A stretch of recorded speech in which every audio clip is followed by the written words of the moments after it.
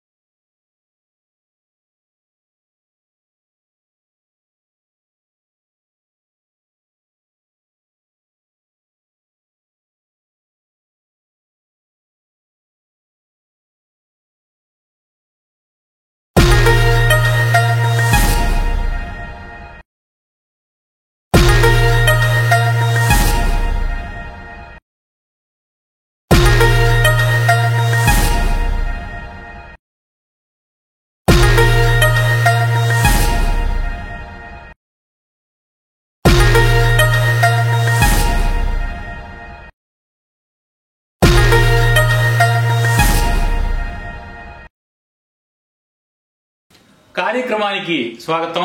నేను మీ లక్ష్మణరావు. ఏమంటే ఆంధ్రప్రదేశ్ రాష్ట్ర దేవాదాయ శాఖలో చాలా విచిత్రకరమైన వింత పరిస్థితులు కనిపిస్తున్నాయి. ఎందుకంటే డిప్యూటీ కమిషనర్ల ప్రమోషన్లు ఇవ్వడం కోసం దేవాదాయ శాఖ ప్రధాన కార్యాలయం పడేటటువంటి అగచాట్లు చూస్తే కనుక మనకి చాలా ఆశ్చర్యం అనిపిస్తుంటుంది. ఎందుకంటేనండి ప్రమోషన్లు ఇవ్వడం కోసం ఇన్ని అగచాట్లు ఏంటండి? అర్హత గలవాళ్ళు ఎవరైతే ఉన్నారో వాళ్ళ సీనియర్ లిస్టులు తెప్పించి ఎస్ఆర్లు పరిశీలించి హార్డ్లీ రాష్ట్రంలో ఉన్న అసిస్టెంట్ కమిషనర్ల పేర్లన్నీ సేకరిస్తూ ఇంచుమించుగా ఒక లిస్టు తయారు చేసి అబ్జెక్షన్స్ కాల్ఫర్ చేసి డిప్యూటీ కమిషనర్ ప్రమోషన్ ఇవ్వడం అనేటటువంటి ప్రక్రియ మొత్తం కొనసాగడానికి ఒక వారం రోజులు కూడా పట్టదండి. కానీ దీని మీద సుమారుగా ఒక దశాబ్ద కాలం నుంచి, అంటే ఒక 10 సంవత్సరాల పై కాలం నుంచి కూడా సీనియర్ లిస్టులు తయారు చేయకుండా అనేక రకాలైనటువంటి అవినీతి అక్రమాలకు పాల్పడుతూ దేవాదాయ కమిషనరేట్ వస్తోంది.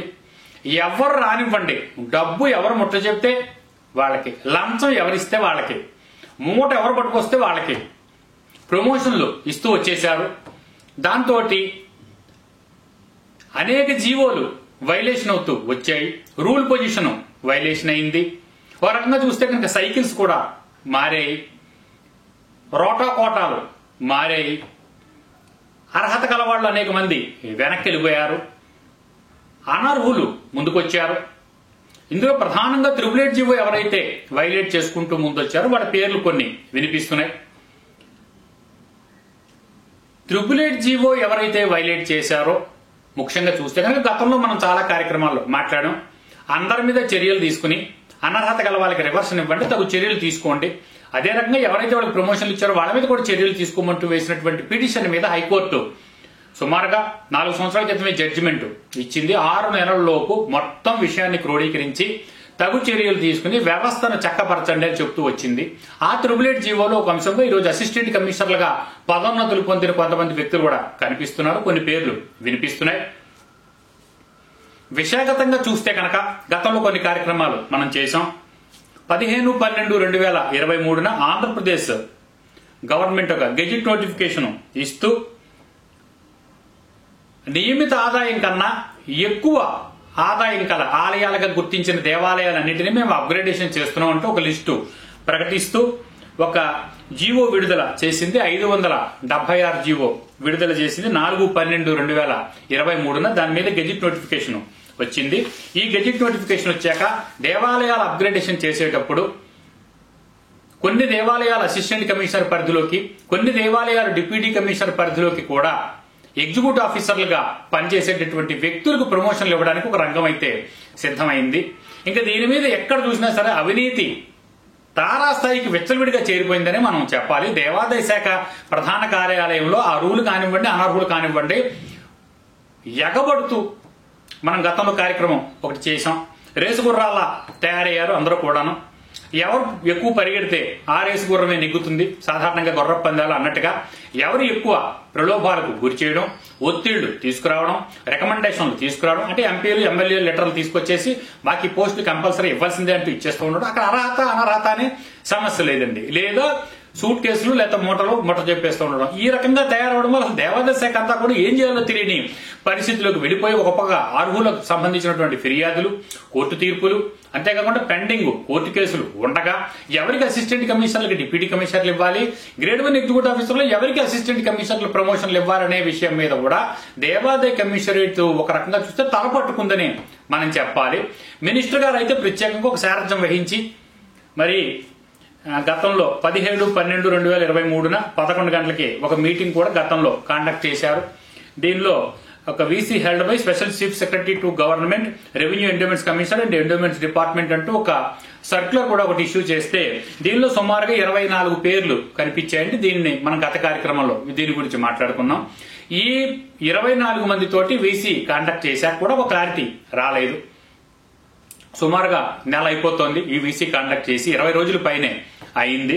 అయితే మరి దీని మీద వివాదం ఏ స్థాయిలోనూ తేలకపోవడంతో ఒక పక్కన ఫిర్యాదులు, మరొక పక్కన మన కార్యక్రమాల తోటి మనం పంపుతున్నటువంటి వివరాలతోటి ఇస్తున్నటువంటి ఒక అనర్గళమైనటువంటి సమాచారంతో దేవాదాయ శాఖ కాకుండా అటు మినిస్టర్ ఛాంబర్ కూడా ఉక్కిరి బిక్కిరి అయి ఏ స్థాయిలో ఏ రకంగా చేయడం వల్ల నిజంగా అర్హత గల వాళ్ళకి డిప్యూటీ కమిషనర్ ప్రమోషన్ లేదా అసిస్టెంట్ కమిషనర్ ప్రమోషన్లు ఇవ్వచ్చు అన్న ఒక క్లారిటీకి ఈ రోజు వరకు రాకపోవడం అనేది చాలా విచిత్రంగా కనిపిస్తుండగా సీనియర్ లిస్టులు అయితే నేటికి తయారు చేయలేదండి. గత కార్యక్రమంలో మనం చెప్పాం, సీనియర్ లిస్టులు లేకుండా, అబ్జెక్షన్స్ కాల్ ఫర్ చేయకుండా, డిపిసి కమిటీ ముందు, ప్రమోషన్ల కమిటీ ముందు ఈ విషయాన్ని ఉంచకుండా, పేర్లు ప్రతిపాదిస్తూ వాళ్ళకి ఎటువంటి ఒక నోటు పంపించకుండా ఏ రకంగా దీనిని ఒక కొలిక్కి తీసుకొస్తారో అర్థం కాని పరిస్థితి అంటూ మనం కార్యక్రమం చేసాం. మనం చేసిన కార్యక్రమాన్ని, దానిలో ఉండే విషయాన్ని కూడా కూలంకషంగా అటు మినిస్టర్ కార్యాలయంతో పాటు ప్రధాన కార్యాలయం, కమిషనర్ కార్యాలయం కాకుండా రెవెన్యూ ప్రిన్సిపల్ సెక్రటరీ కార్యాలయంలో కూడా కూలంకషంగా అధికారులు పరిశీలించారు. మన దగ్గర కూడా చాలా వివరాలు తీసుకున్నారు. మేము కూడా కొన్ని వివరాలు ఫిర్యాదుల రూపంగా వాళ్ళకి పంపడం జరిగింది. అందువల్ల అర్హత గల వాళ్ళకి మాత్రమే ప్రమోషన్లు ఇచ్చేలాంటి పరిస్థితులు మాత్రం ఏ స్థాయిలో ఎక్కడ చూసినా కనబడటం లేదు. కానీ ప్రస్తుతం సంక్రాంతి పండగ సీజన్ నడుస్తోంది. అందువల్ల ఈ రోజు అప్డేట్ ఏంటంటే ఒక ట్యాంటు ఒక ఇంటర్ సీనియారిటీ లిస్ట్ మాత్రం ఒకటి తయారు చేసుకున్నారు. దీనిలో అనంత్, సూపరింటెండెంట్లు జ్యోతి, అనంత్, రామాంజనేయులు వీళ్ళ ముగ్గురు తోటి ఒక కమిటీ లాగా ఏర్పాటు చేసి గతంలోనే అడిషనల్ కమిషనర్ గా ఉన్నటువంటి వ్యక్తే కాకుండా దిగువ స్థాయిలో జాయింట్ కమిషనర్ గా ఉంటూ కూడా భ్రమరాంబ దీనికి మొత్తం ఆధ్వర్యం వహిస్తూ ఈ సీనియారిటీ లిస్టు తయారు చేయడానికి అధికారిగా వారు నియమింపబడ్డారు. అయితే ఇటీవల వారిని తప్పిస్తూ మళ్ళీ ఆజాద్ని నియమించారు ఈ పోస్ట్ లో. వీరు సూపరింటెండెంట్లు ముగ్గురు సీనియారిటీ లిస్టులు తయారు చేయడం కోసం ప్రత్యేకంగా సర్వీస్ రిజిస్టర్లు కూడా 42 మంది వరకు సుమారుగా తెప్పించారని గత కార్యక్రమంలో మనం చెప్పాం. అది ఇంకా కొంచెం అధికంగానే ఈ రోజు టెంటేటివ్ లిస్ట్ లో కనిపిస్తూ వస్తోంది. అందువల్ల అసలు ఈ రోజు టెంటేటివ్ లిస్ట్ లో ఎన్ని పేర్లు ఉన్నాయి, ఎవరెవరు అర్హులు ఉన్నారు, దీనిలో గవర్నమెంట్ అసలు ఎవరిని గుర్తిస్తోంది? మరి ఈ రోజు చూస్తే కనుక 9/1/2024వ తేదీ ఉదయం 11 గంటలకు మళ్లీ ఒక వీసీ కండక్ట్ చేసి దీనిలో ఎవరెవరికైతే అబ్జెక్షన్స్ ఉన్నాయి, ఎవరెవరికైతే మళ్లీ ఆరోపణలు ఎదుర్కొంటున్న వ్యక్తులు కానివ్వండి, లేకపోతే వివరణలు ఇవ్వాల్సిన వ్యక్తులు కానివ్వండి, మళ్లీ ఒక వీసీ వేళ కండక్ట్ చేశారు.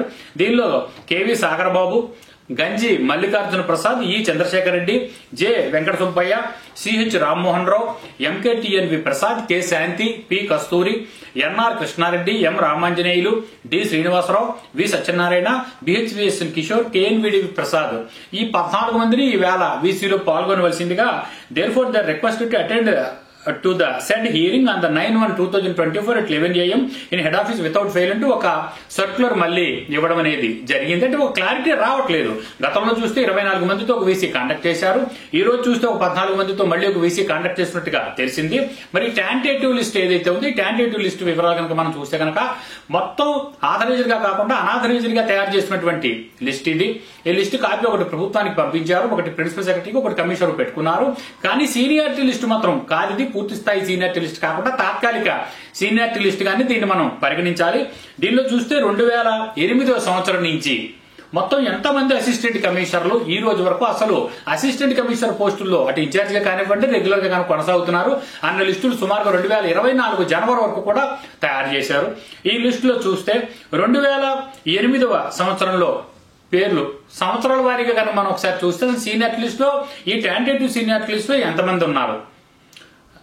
Tentative inter seniority list of assistant commissioners right from the panel years of 2006-7 of multi zone 1 and 2 రెండు జోన్లకు సంబంధించి కలిపి తయారు చేయబడ్డటువంటి ఈ లిస్టు మొత్తం 89 పేర్లు ఉన్నాయి. ఈ 89 పేర్లలో 20 మంది సుమారుగా రిటైర్ అయ్యారు, 3 చనిపోయారు, ఒక వ్యక్తి రిజైన్ చేశారు, ఒక వ్యక్తి విఆర్ఎస్ తీసుకున్నారు. వీళ్ళని పక్కన పెడుతూ మిగిలిన వాళ్ళలో అర్హత గల వాళ్ళ లిస్టు తయారు చేయడం కోసం ఈ టెంటేటివ్ లిస్టు ఒకటి తయారు చేస్తూ హెడ్ ఆఫీస్ లో సర్క్యులేట్ చేసుకుంటున్నారు. చాలా ఇంటర్నల్ గా చాలా సీక్రెట్ గా కూడా ఈ లిస్టు నడుస్తోంది.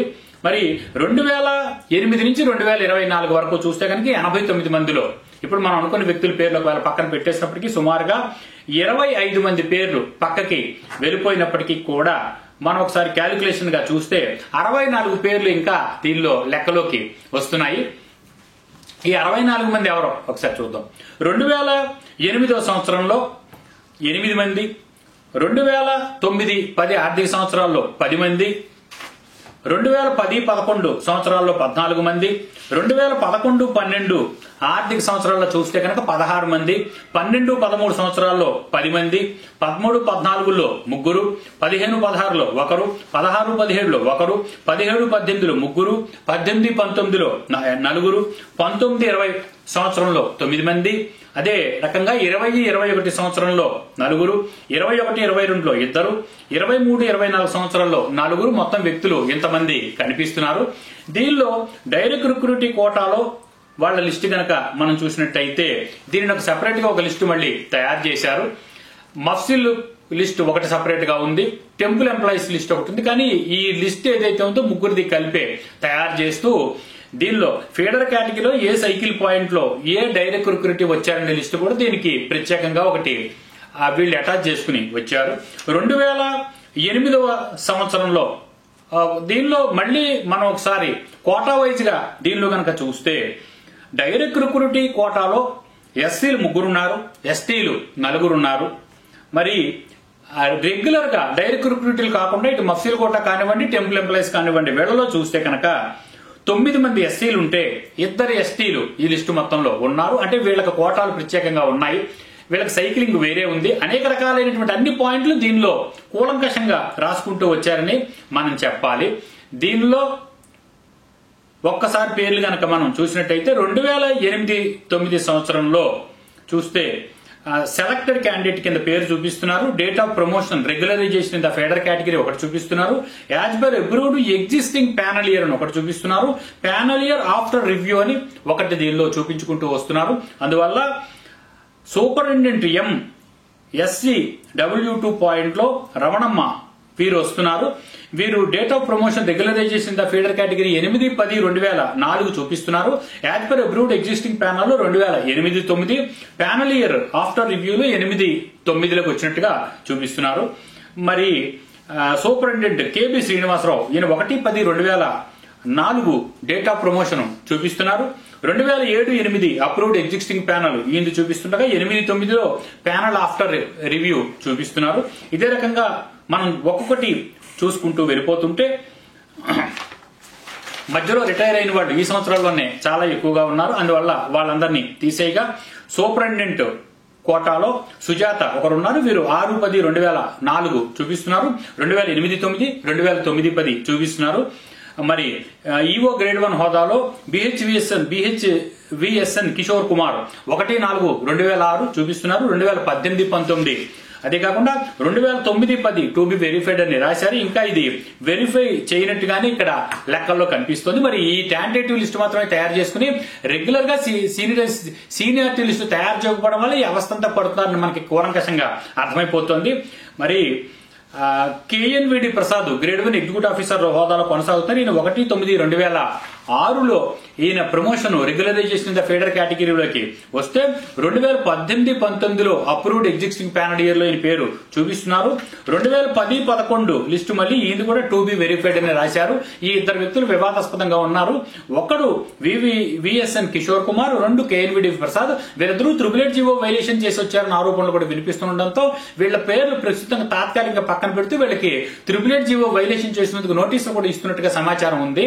మరి ఈ విషయం మీద అసలు కమిషనరేట్ లో ఏం జరుగుతోంది, మంత్రి కార్యాలయంలో ఏం జరుగుతోంది, మినిస్ట్రేట్ లో అనే దాని గురించి చర్చించే ముందు ఒకసారి మళ్ళీ పేర్లు ఒకసారి వివరంగా మనం చూసినట్లయితే దీనిలో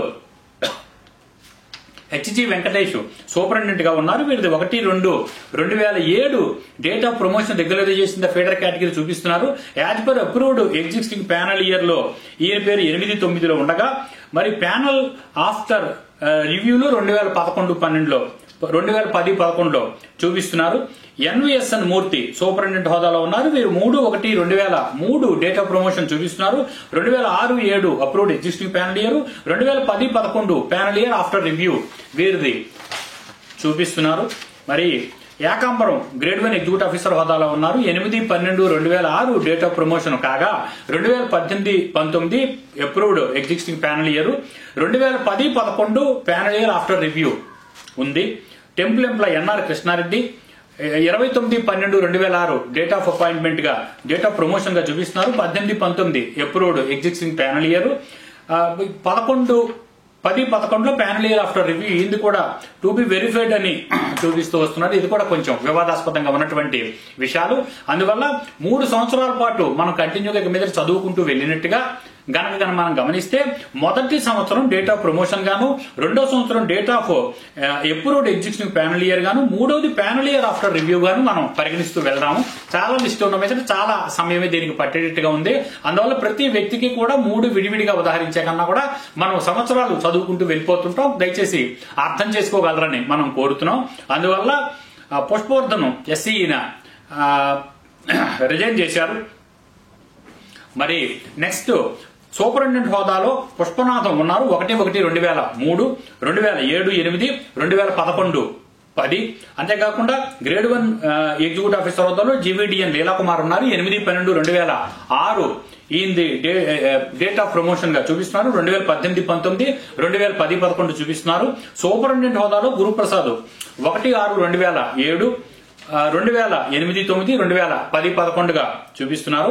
ఇంకా 2011-12 సంవత్సరంలోకి వస్తే డైరెక్ట్ రిక్రూటీ కోటాలో వి శ్రీనివాసరెడ్డి 17-11-2011 ఈయన డేట్ ఆఫ్ ప్రమోషన్ పొందినట్టుగా చూపిస్తున్నారు. డైరెక్ట్ రిక్రూటీ 2011-12 ఎగ్జిస్టింగ్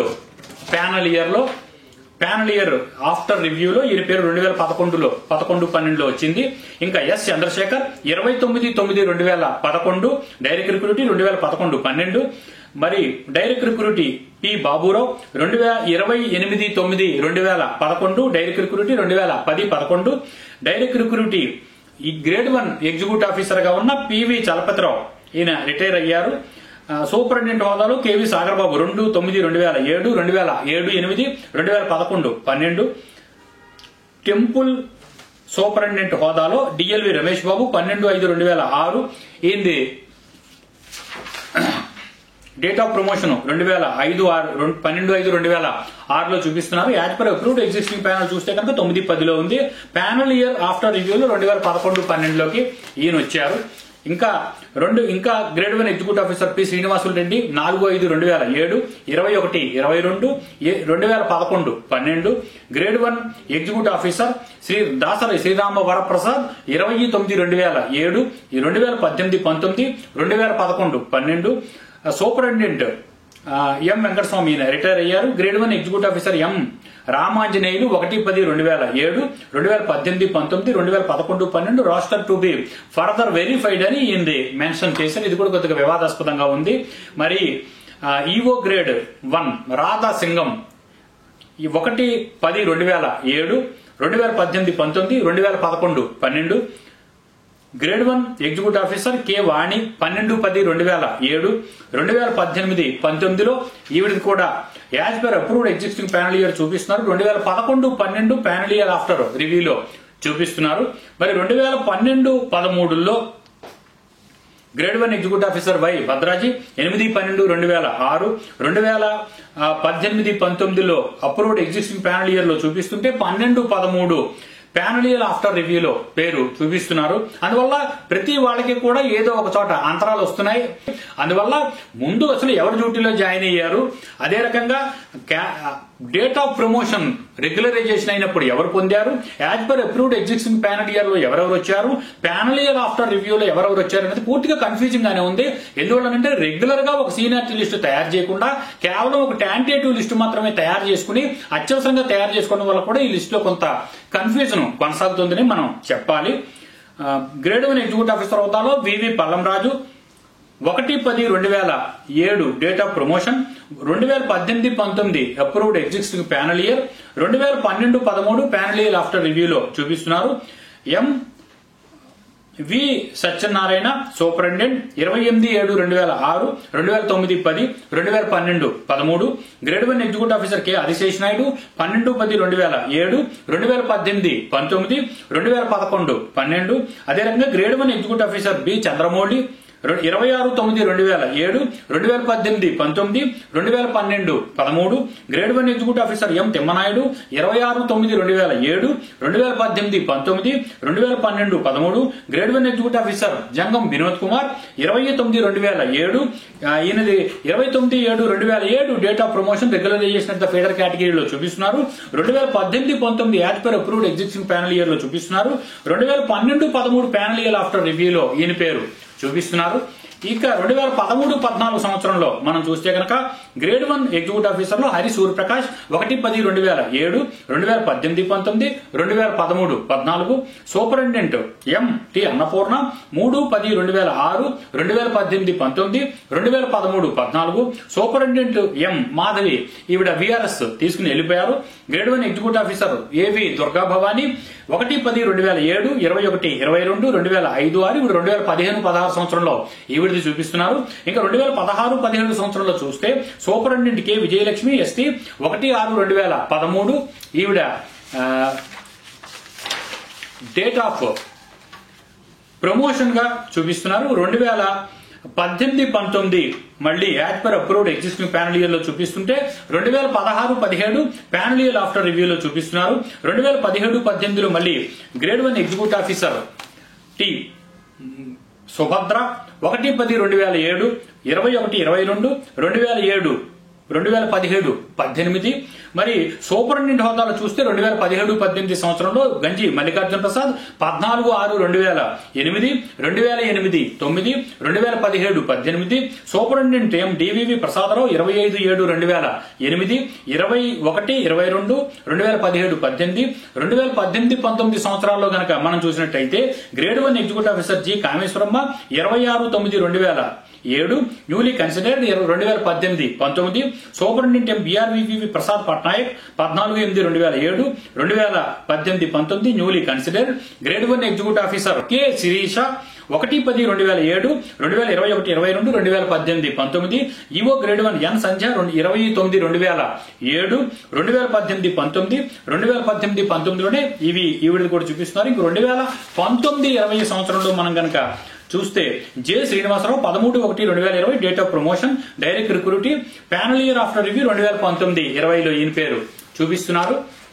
ఇంకా చూస్తే direct recruitee G Madhavi 13/1/2020, 2019-20 K Shanti 10/1/2020, 2019-20 V Anupama grade 1 executive officer 26/9/2007 newly considered 2019-20 superintendent M P Kasturi 1/7/2008, 2008-9, 2019-20 EO grade 1 executive officer Chandana Ramani 1/10/2007, 2019-20 grade 1 executive officer temple AEO D Saibaba 18/9/2008 ఈయన డేట్ ఆఫ్ ప్రమోషన్ చూపిస్తున్నారు.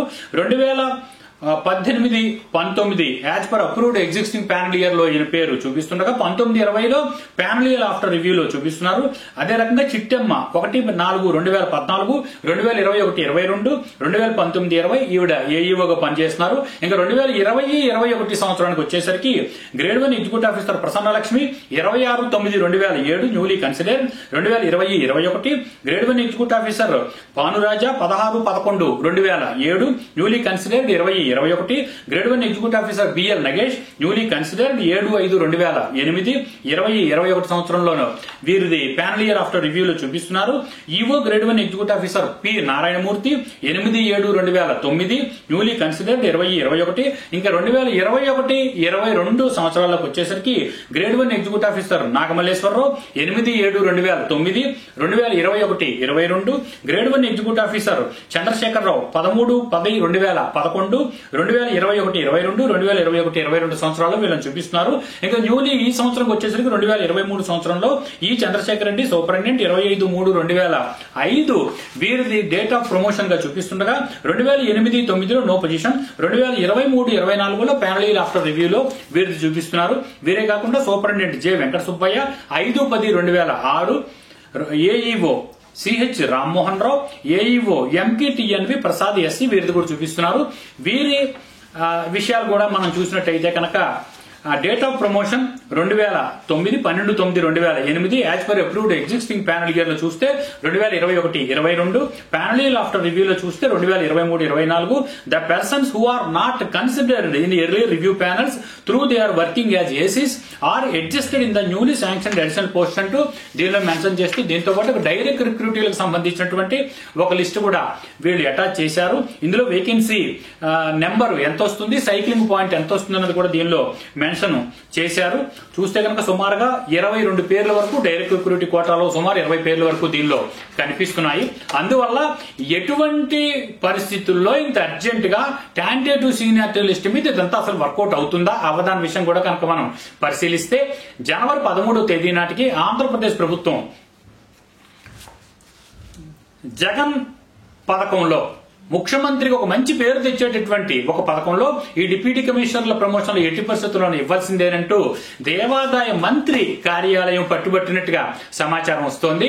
అయితే ఇంత తొందరగా దీని మీద ఈ సీనియారిటీ లిస్ట్ మీద మళ్ళీ పూర్తి స్థాయిలో కూర్పు చేస్తే గానీ ఎట్టి పరిస్థితుల్లోనూ ప్రమోషన్ ఇవ్వడం కుదరదు. కాబట్టి ఐఏఎస్లుగా మా పని మమ్మల్ని చేయనివ్వండి, దీని మీద విపరీతమైన కృషి చేస్తే కానీ ఖచ్చితమైనటువంటి లిస్టు బయటకు తీసుకొచ్చి ప్రమోషన్లు ఇస్తే గానీ ఒక అపవాదు తలనెత్తుకోవాల్సి వస్తుంది. లేదంటే ఈ లిస్ట్ ఇచ్చాక నెక్స్ట్ డే ఎవరైనా హైకోర్టుకి వెళ్తే కనుక ఇమీడియట్ గా స్టే ఏంటంటే ప్రభుత్వానికి ఉన్నటువంటి పరువు పోతుంది.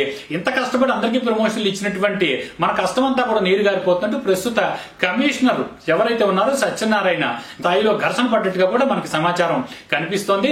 ఐఏఎస్ హోదాలో మా పని మమ్మల్ని చేసుకుని వెళ్ళనివ్వండి, మా హోదాకు విలువ ఇవ్వండి, మా పూర్తి స్థాయిలో స్వేచ్ఛనివ్వండి అని కమిషనరేట్ మినిస్టర్ కార్యాలయాన్ని కోరుతున్నట్టుగా సమాచారం ఉంది.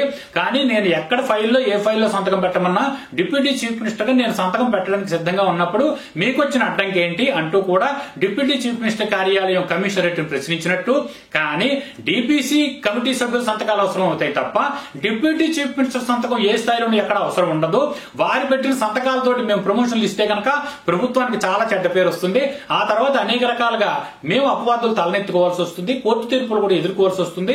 ఇప్పటికే ట్రిపుల్ జీవో మీద ఒక తీర్పు ఉంది, ఒక కంటెంప్ట్ ఉంది. ఇప్పటికే చాలా కోర్టు తీర్పులు పెండింగ్ ఉన్నటువంటి విషయంగా దీన్ని మేము భావిస్తూ వస్తున్నాం. కాబట్టి చాలా ఖచ్చితంగా చట్టబద్ధంగా రూల్ వైలేషన్ లేకుండా మా పని మమ్మల్ని చేయనివ్వండి అంటూ కమిషనరు దేవాదాయ శాఖ మంత్రి కార్యాలయం దగ్గర కొండ బద్దలు కొట్టినట్టు ఒక ఘర్షణ పూర్వకమైనటువంటి వాతావరణంలో వారికంటే వెళ్ళిపోయినట్టుగా కూడా సమాచారం వస్తోంది. అయితే పూర్తి స్థాయిలో మాత్రం ఒక టాంటేటివ్ లిస్టు తయారు చేశారు. దీని మీద ఇంకా పూర్తి స్థాయిలో కసరత్తు జరుగుతోంది. ఈ రోజు ఉదయం 11 గంటలకి ఒక వీసీ ఆల్రెడీ జరిగింది. దీనిలో ఇందాక మాట్లాడుకుంటే 14 మంది పాల్గొన్నారు.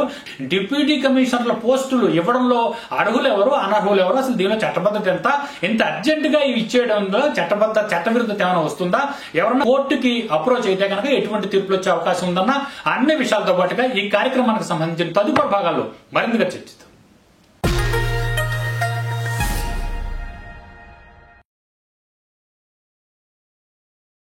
Subscribe now and press the bell icon. Never miss an update.